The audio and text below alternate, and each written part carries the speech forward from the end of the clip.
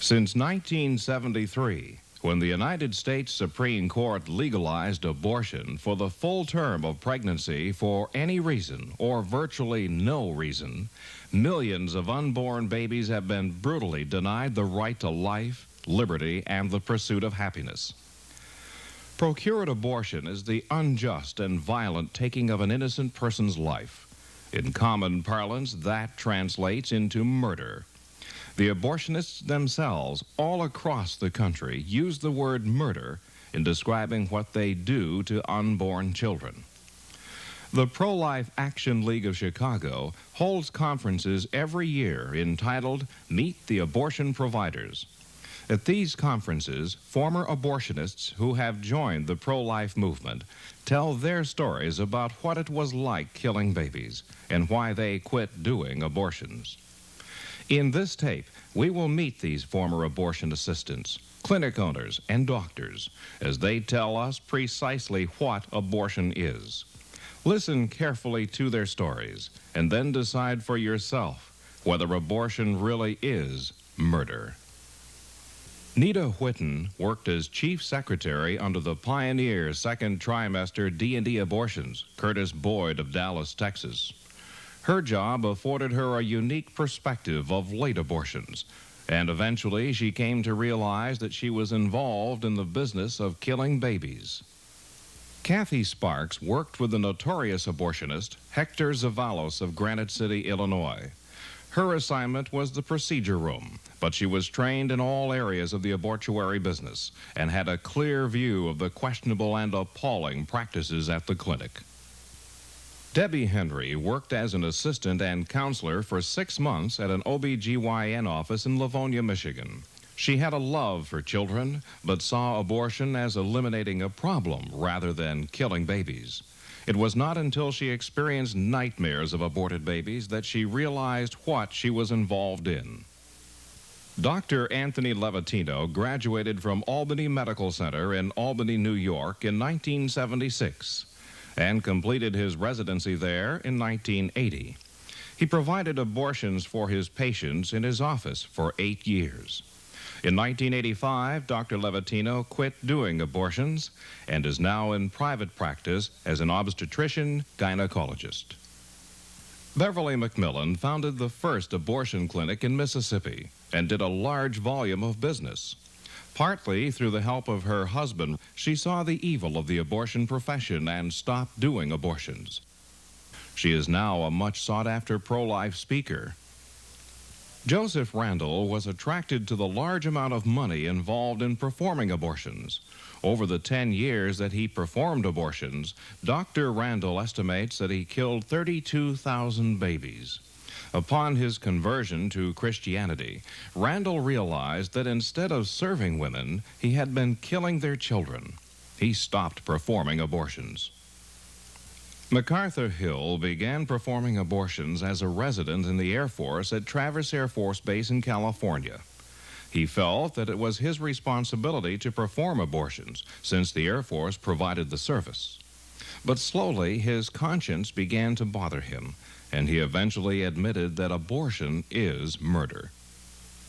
David Brewer started performing abortions during his medical training in Syracuse, New York, and continued doing abortions as a military physician in Fort Rucker, Alabama.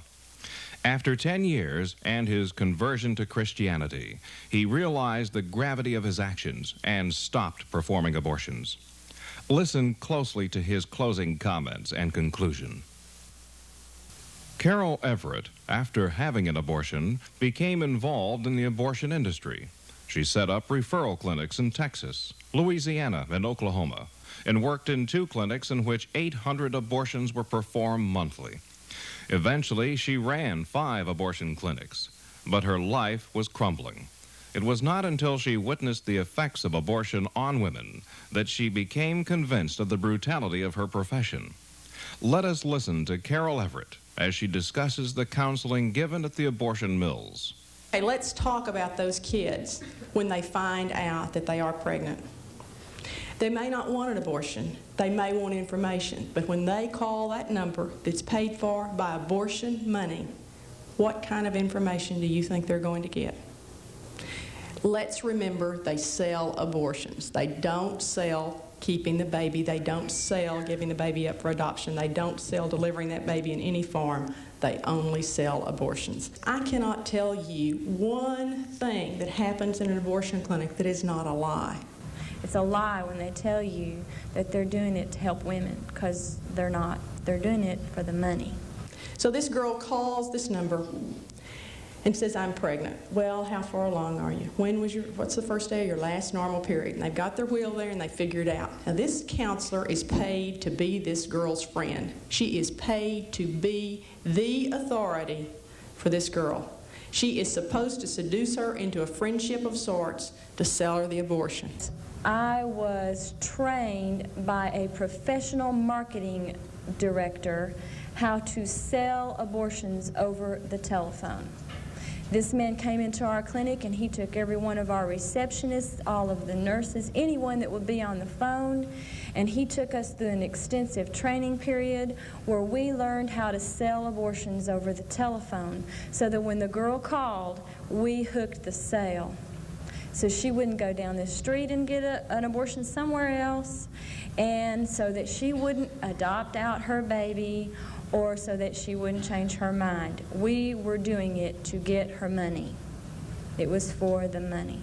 And I was able to sit in as this one particular worker who had 8 years of college. She was so very good. She could sit down with these girls during counseling and she could cry with them at the drop of a pen. She would immediately start drawing them out, asking them all kinds of good questions. And she would find out what their pressure point was. What was, driving them to want to abort that child. And whatever that pressure point was, she would magnify it. If it was the fact that her parents were going to kill her and she didn't know how she was going to be able to tell her parents, then the counselor would proceed by saying, well, you don't have to do this. That's why abortion is here. We want to help you. This is the answer to your problems. Oftentimes, if it was money, she would tell them how much baby items cost. It does cost $3,000 to have a baby now. And, baby shoes are $28. Sleepers are $15.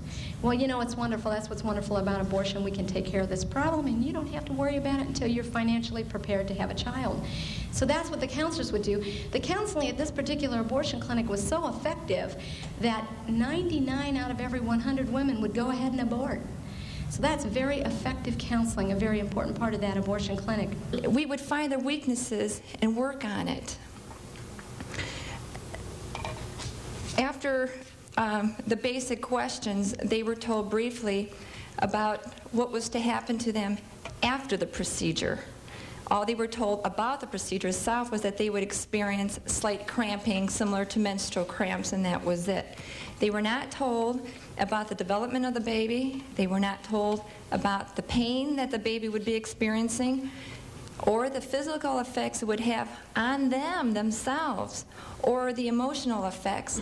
They had no idea who was going to be there to help them when they fell apart afterwards. The women were never given any type of alternatives to abortions.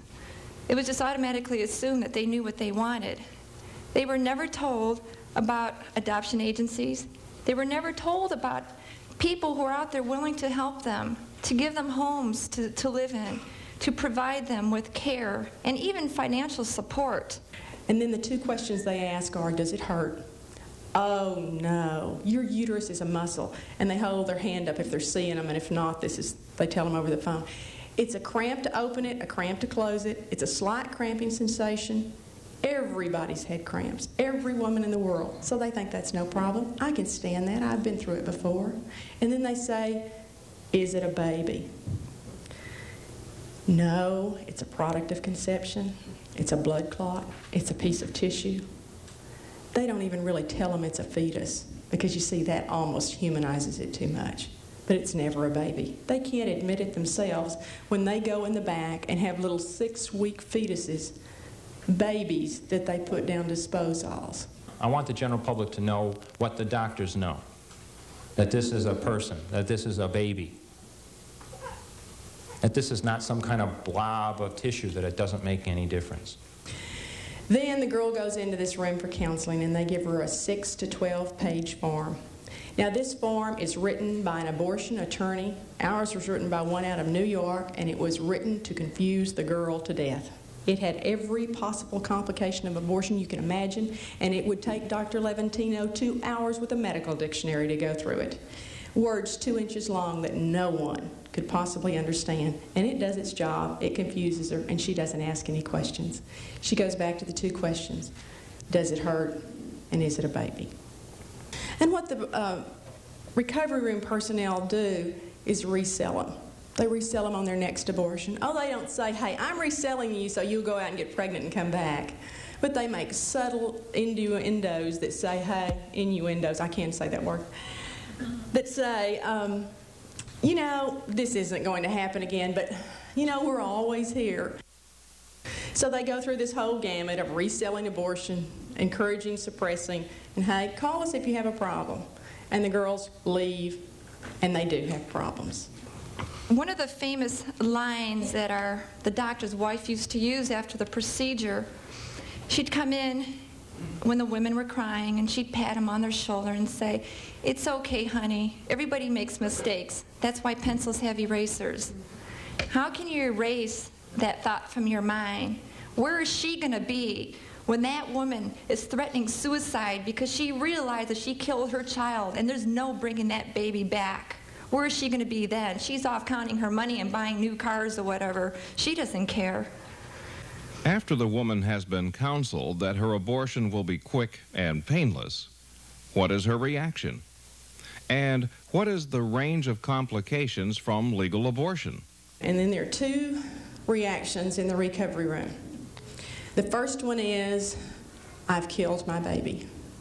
And even then, it amazed me that that was the first time they called it a baby and the first time they called it murder. But the second reaction is, I am hungry. You kept me in here for 4 hours and you told me I'd only be here for 2. Let me out of here. Now that woman is doing what I did. She's running from her abortion. She's not dealing with it. She's choosing to deny it. And she's the woman that we read all the statistics about, post-abortion syndrome.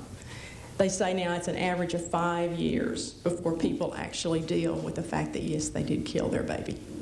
And yes, they do have to deal with that. And the women are feeling pain. And it's not until after the procedure that they realize what's happened to their baby or to themselves. 90% of these women start crying afterwards. And it's not because of the pain. I had one of the worst complications at the clinic. I perforated a uterus and sucked a piece of small bowel right into the tubing.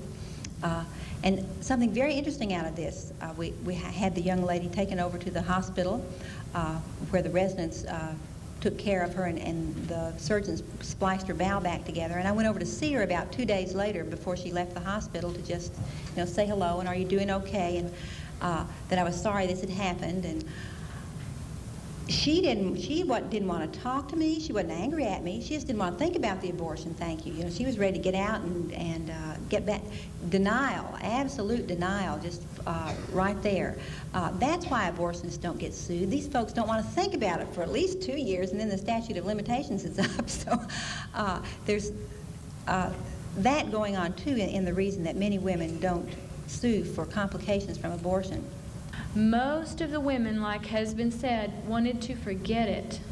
They didn't want you to know they had had an abortion. But I had complications just like everybody else. I've perforated uteruses before. I've had all kinds of problems, bleeding, infection. Lord knows how many of those women are sterile now. I remember getting called down to my chairman's office because a young lady that I'd done an abortion on showed up, interestingly enough, in Troy, New York, where I now work. And the abortion had been incomplete. I hadn't done my job right. And she passed an arm or a leg, and she freaked out because she didn't realize what had happened.